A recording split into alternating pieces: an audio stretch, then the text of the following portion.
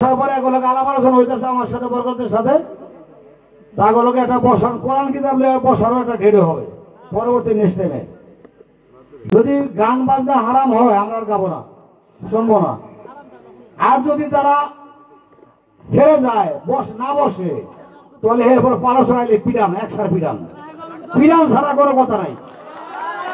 এতে যত বছর জেল হয় আমি কাটবো, আমি মার্ডার কেসের আসামি হই, আর আমি যতদিন জেলে থাকি থাকতে রাজি, হুকুম আমার।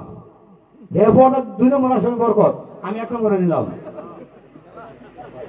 কথা আমার একটাই। কিন্তু এই যে আহলেবাদ যে যারা বিপক্ষে শুরু করছে জামাত ইসলাম, কিছু কিছু জামাত ইসলাম আওয়ামী লীগ দেশে থেকে ধ্বংস হয়ে যায় নাই, হয়তো প্রেক্ষাপটে পর্দার আড়ালে আছে, কিন্তু আওয়ামী লীগ মরে নাই।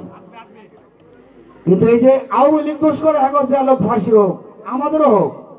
এই যে কিছু কিছু লোক আহলেবাদ, ওলি আল্লাহ, এগো বিরোধী, হারাম, হ্যান ওইটা এই যে কিছু কথাবার্তা, লতিফুদ্দিনের ভাই নুরুল আমিন কারি, এরা কিছু কিছু লোক মারে নাম সহ খাইতে যা করে লাগে এই করুন।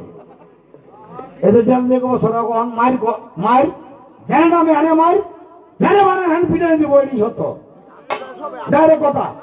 এদের জেল দিয়ে বছর আমার রাজি নাই। আমি 1 নম্বর আসামি। কালকে দয়া করে ওই গৌরবের বাড়িতে আপনারা থাকবেন। যদি আহলেবাদ, আল্লাহ রাসূল, ওলি আল্লাহ, আমরা ইসলাম পাইছি নবীর মাধ্যমে পাইনি, আমরা ইসলাম পাইছি ওলি আল্লাহর মাধ্যমে। যদিও ওরা এটা না মানে না মানে, যদি আমরা মানে আহলেবাদ যারা যারা পীরের মুরিদান এটা বিশ্বাস করেন, সকল লোক প্রত্যেকটা লোক কালকে গৌরবের মধ্যে থাকবেন। আমরা একটা কমিটি করুন, এই কমিটি করার পরে পালার একটা খেলা হবে ওর সাথে যতদিন বেঁচে থাকি। ওলি আল্লাহর গুণগান আল্লাহ রাসূল যা বলে গেছে, আমার পর কোন নবী নাই, আমার পরে যারা আসবে তারা ওলি আল্লাহর মাধ্যমে ইসলাম প্রচার হবে।